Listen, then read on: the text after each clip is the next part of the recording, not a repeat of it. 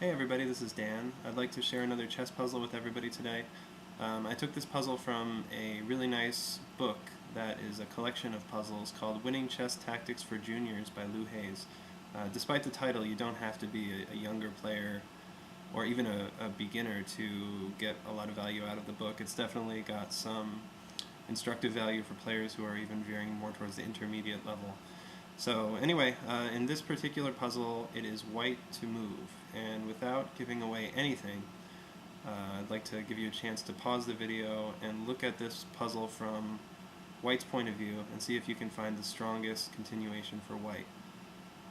So go ahead and pause if you'd like, and then press play and hear the solution. Okay, so this is a really cool puzzle, and actually the first move is queen to h6 check. This is a move that is very forcing in that it gives black the choice of two possible replies. Okay, remember when you are in check, you have three possible things to do. The first is to move your king, the second is to block the check, and the third is to capture the checking piece. In this particular situation, it's not possible to block the check because the queen is obviously right next to the king, so it can't be blocked, which leaves the other two scenarios. Number one is move the king. So let's take a look first at what happens if the king moves up to g8. So king g8 in response. Now, in this position, and again, at any point in the video, please feel free to pause and work out any variations that you may not have worked out up to this point, and then press play. In this particular position, after the king goes to g8, the correct follow-up is queen to h8 check. And in this situation, it's not possible for the king to capture the queen because the f7 knight protects the queen. And it's not possible for the king to move at all because obviously h7 is covered by the queen.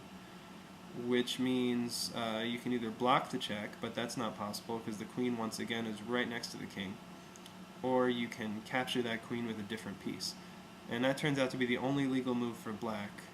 Bishop takes queen on h8. So looks good for black at first glance. Black wins the queen, but what was white's idea, sacrificing the queen that way? And the final move in the sequence is the following: knight to h6 checkmate. Really interesting checkmate position. And this is actually a double check. See, the bishop on b3 and the knight on h6 are both checking the king, although that doesn't actually matter. Were the bishop not there, the check would still be mate.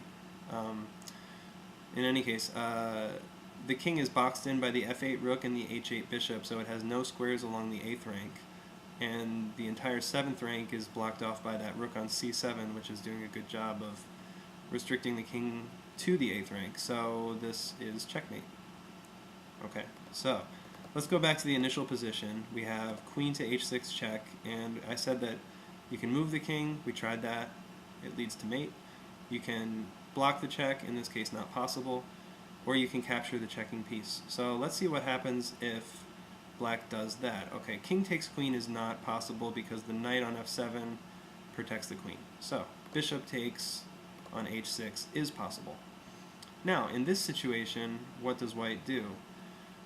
Well, the correct answer here is to administer a double check by moving the knight to g5, which discovers a check by the c7 rook and also delivers a check by the knight.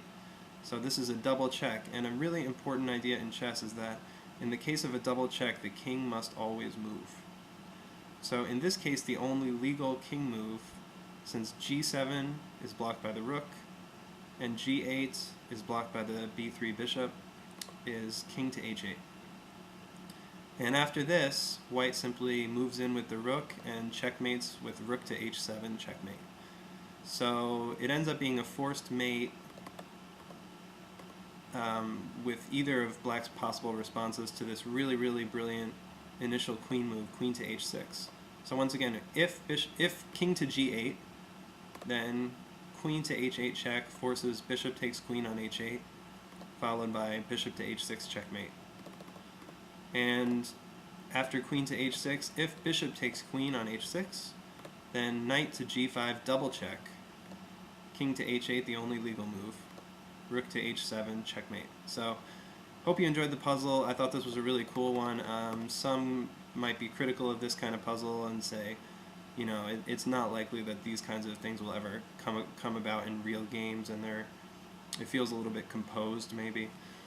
But the thing that I think is probably true, and I'm sure it's as true for me as it is for most of the people watching this video, is that these kinds of puzzle situations actually probably do arise in just the kind of blitz games or everyday games that you play, and you simply don't see it.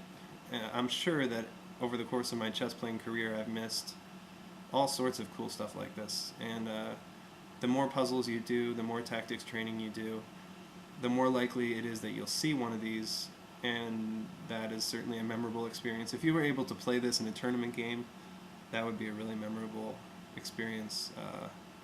To play a sacrifice like queen to h6 check in this position would be pretty cool. So that's why we study tactics. We want to find these in our own games, and suffice it to say, these kinds of things do happen. I think it's just that they probably are missed more often than not. So anyway, hope you enjoyed this. Please feel free to like the video, subscribe to my channel, and check out my other videos. I very much appreciate all the support I get from you guys.